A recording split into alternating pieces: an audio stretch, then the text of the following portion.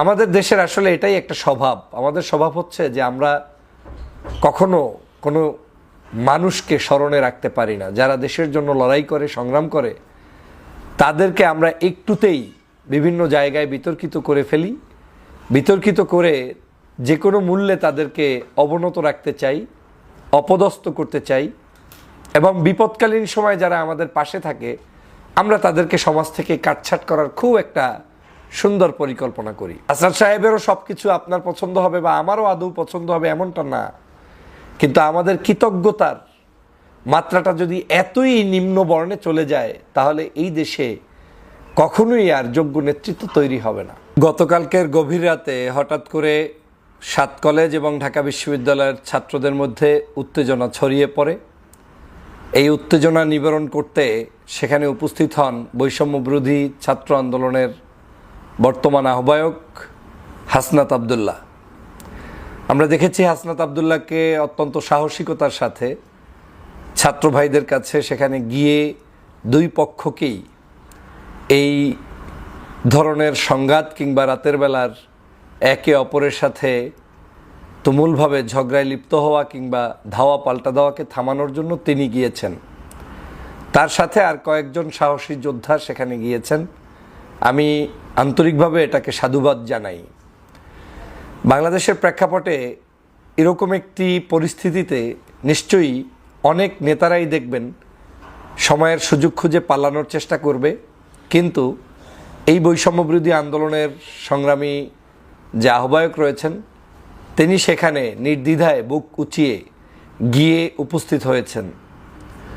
তার ব্যক্তিগত জীবন নিয়ে, রাজনৈতিক কর্মকাণ্ড নিয়ে কিংবা তার সদালাপী মনোভাব কিংবা তার আচরণ নিয়ে কারো না কারো আনন্দ থাকতে পারে, আবার কারো না কারো বিরক্তও থাকতে পারে, সেটা ভিন্ন আলোচনা। যে কোনো ব্যক্তি রাজনীতি করতে আসলে তাকে নিয়ে সমালোচনা থাকবে, আলোচনা থাকবে, এটাই স্বাভাবিক।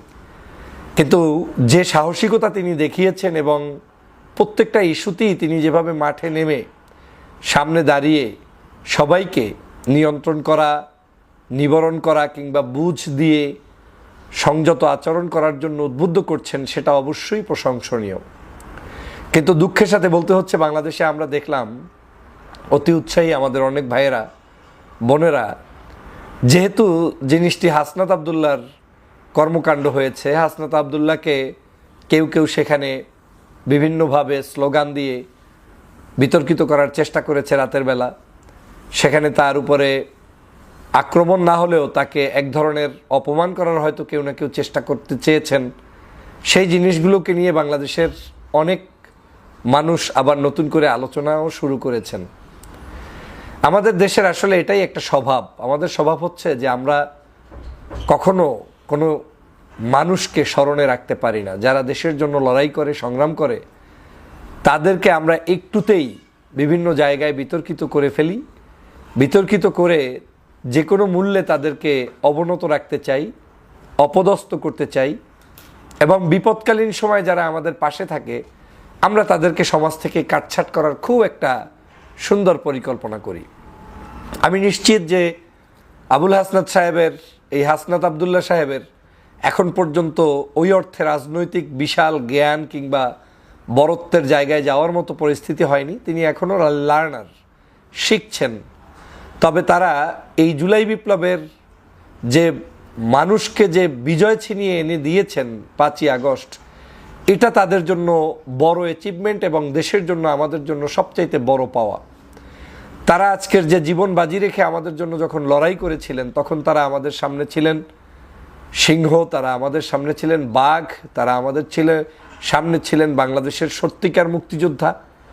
কিন্তু যখনই তারা তাদের এই জায়গা থেকে রাজনৈতিক জায়গায় পদার্পণ করা শুরু করছেন, কথা বলছেন, সমাজ নিয়ে ভাবছেন, রাজনীতি নিয়ে ভাবছেন, সেটাকে খুব কম সংখ্যক মানুষই ওয়েলকাম জানানো শুরু করেছেন।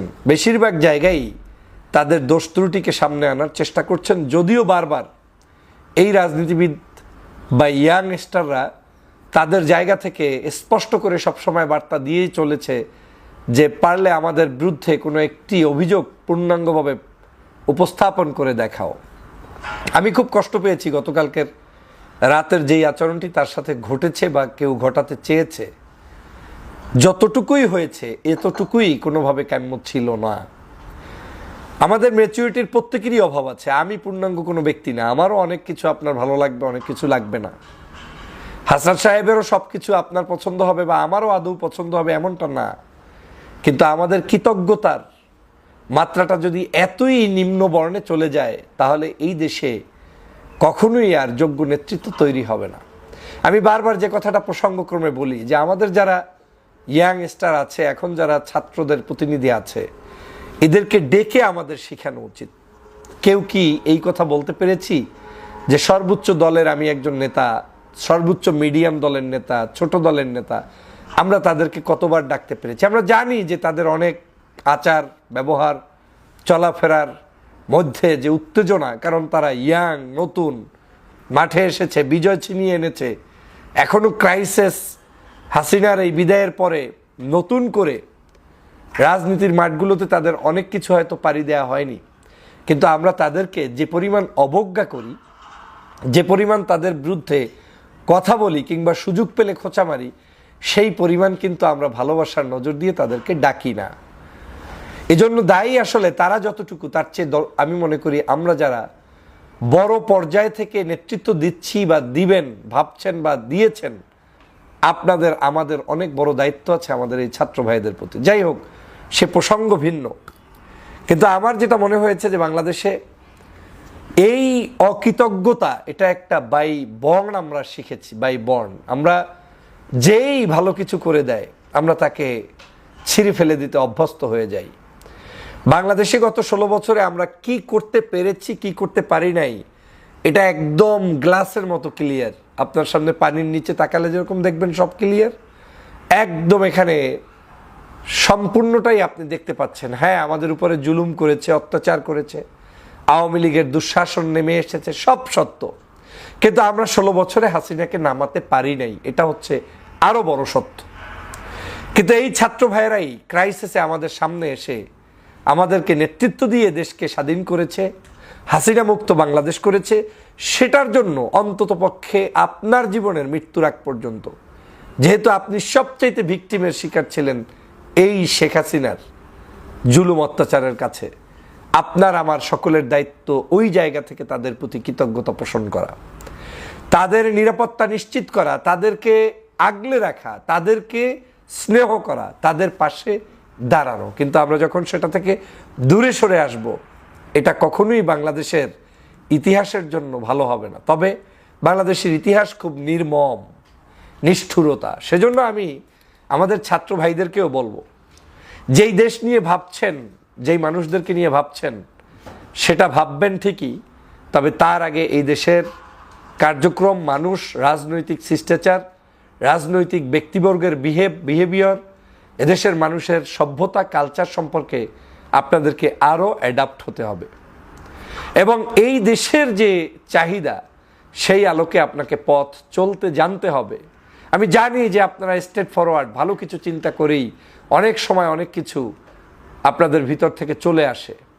কিন্তু আপনাদের এই চলে আসাটাকে অ্যাকসেপ্ট করার মতো, বরণ করার মতো বিশাল হৃদয়ের মানুষের সংখ্যা আমাদের দেশে এখনও তৈরি হয়নি। সে কারণে পথে পথে হোঁচট খাবেন, পথে পথে অপমানিত হবেন, পথে পথে অপদস্থ হবেন, পথে পথে এর চাইতেও আরও বেশি কিছু আপনাদের জন্য এই দেশেই অনেকে করার জন্য বসে আছে, কিন্তু যেটা কখনোই কাম্য নয়। কিন্তু এটাই বাংলাদেশ। আমি সে কারণে সবসময় বলি, আমাদের এই জাতির পরিবর্তনের জন্য সবার আগে যেটা পরিবর্তন করা দরকার, সেটা হচ্ছে আমাদের নেচার। আমাদের প্রত্যেকের ভিতরে এই অ্যারোগেন্সের মানসিকতা পরিহার করা যেমন দরকার, আমাদের প্রত্যেকের ভিতরে হৃদয়টাকে প্রশস্ত করে জাতির নেতৃত্ব দানকারী, সে যে মতের হোক, যে আদর্শের হোক, যারাই সমাজের জন্য কিছু করেছে, তাদেরকে সঠিক মূল্যায়ন করা দরকার। কিন্তু আমাদের দেশ সেটা করতে পারেনি। আমি ক্ষুব্ধ হয়ে সম্ভবত প্রেস ক্লাবে কয়েক মাস আগে, স্বাধীনতার পরে কয়েকটা সমাবেশে, ছোট ছোট ঘরোয়া যে সেমিনার হয়েছে বা আমাদের আলোচনা হয়েছে, সেখানে বলেছিলাম যে আজ বাংলাদেশে সবার আগে উচিত ছিল কি? উচিত ছিল 24-এর এই গণ অভ্যুত্থান কিংবা বিপ্লব যারা সংগঠিত করেছে, সেই মানুষদেরকে সোহরাওয়ার্দী উদ্যানে ডেকে বাংলাদেশের সর্ববৃহৎ দলগুলোর পক্ষ থেকে, বাংলাদেশের রাষ্ট্র কাঠামোর পক্ষ থেকে নাগরিক সংবর্ধনা দেয়া, ক্রেস্ট দেয়া, সম্মানিত করা। কিন্তু আমি বিশ্বাস করি এখন পর্যন্ত কেউ সেই উদ্যোগ দেননি। কারণ আপনার দৃষ্টিভঙ্গিতে আমি যাকে দিব এই লোককে দিলে এ তো আরও মহান নেতা হয়ে যাবে। তা আমরা নেতা তৈরি করতে চাই না, আমরা অ্যাপ্রিসিয়েট করতে চাই না। মনে রাখবেন, আপনি যা আপনি তাই পাবেন, আমি যা আমি তাই পাবো। যোগ্যতা কখনো দাবিয়ে রাখা যায় না। এদেশে বহু মানুষকে জুলুম, নির্যাতন, অত্যাচার বিভিন্ন সময় করা হয়েছে, কিন্তু কেউ দাবিয়ে রাখতে পারেনি। উদাহরণ তো চোখের সামনে, দেশনেত্রী বেগম খালেদা জিয়ার মতো একজন ব্যক্তিকে চিকিৎসা নিতে দেয়নি। আজকের খালেদা জিয়ার জন্য বিশেষ অ্যাম্বুলেন্স, ফ্লাইট এসে তারপরে তাকে একটি রাষ্ট্রের পক্ষ থেকে সর্বোচ্চ উপহার দিয়ে বিদেশে চিকিৎসার জন্য নেওয়া হয়, আর শেখ হাসিনাকে পালিয়ে যেতেও হয়েছে। অতএব এই বাংলাদেশে আমাদের সামনে কিন্তু সব এক্সাম্পলগুলো রয়েছে। যেই দলগুলোকে নিষিদ্ধ করতে চেয়েছে আওয়ামী লীগ করেছে। ইভেন এই যে জুলাই মাসের আগে, মানে আগস্টের সম্ভবত 1 তারিখ বা 2 তারিখে শেখ হাসিনা পালিয়ে গিয়েছে, 5 তারিখ, 1 বা 2 তারিখে বাংলাদেশের জামাত শিবিরকেও নিষিদ্ধ করেছিল। কিন্তু আজকের আওয়ামী লীগের দরজা কিন্তু বাংলাদেশের কোনো অফিসে খুলতে পারে না, কেউ না। চ্যালেঞ্জ দিয়ে বলছি, কোনো অফিস নেই তাদের এখন, কিন্তু জামাত শিবির কিন্তু অফিস আছে। এভাবে করে সমস্ত চিত্রটা যদি দেখেন, রাজনৈতিক অঙ্গনের সব দল সবাই কিন্তু যার যার জায়গায় আছে। অতএব জুলুম, অত্যাচার, নির্যাতন যখনই কেউ কারো উপরে করবে, কিন্তু আসল জিনিস কেউ দাবিয়ে রাখতে পারে না। অতএব আমাদের এই হাসনাতের উপরে যারাই যেভাবেই নিগৃহীত কিংবা অপমান অপদস্থ করার চেষ্টা করেন, যদি বাই বর্ন তার ভিতরে যে হিম্মতটা আছে, এটাকে আপনি দাবিয়ে রাখতে পারবেন না। আসুন আমরা শিক্ষা বান্ধব, ছাত্র বান্ধব, সংস্কার বান্ধব, যুগের সাথে তাল মিলিয়ে পরিবর্তনের জন্য এবং আগামীর সোনার বাংলাদেশ একটি দুর্নীতি, দুষ্কৃতি, সকল প্রকার অন্যায়, অবিচার, বেবিচার মুক্ত একটি সমাজ গঠন করি, সেই প্রত্যাশা থাকবে আমার সব সময়। আমি হাসনাত ভাইদের শুভকামনা করি। আপনি অন্য আদর্শের, ভিন্ন মতের যেখানেই থাকেন না কেন, আমার দোয়া, স্নেহ, ভালোবাসা আপনাদের পিছনে থাকবে সব সময়। কারণ আর কিছু না করেন, আপনি আমার সোনার বাংলাদেশকে স্বাধীন করার পিছনে ভূমিকা পালন করেছেন। আমরা সেই মুক্ত বাতাসে শ্বাস প্রশ্বাস নিতে পেরেছি, এর চেয়ে বড় কিছু আর দরকার নেই। শুকরিয়া মহান আল্লাহর দরবারে।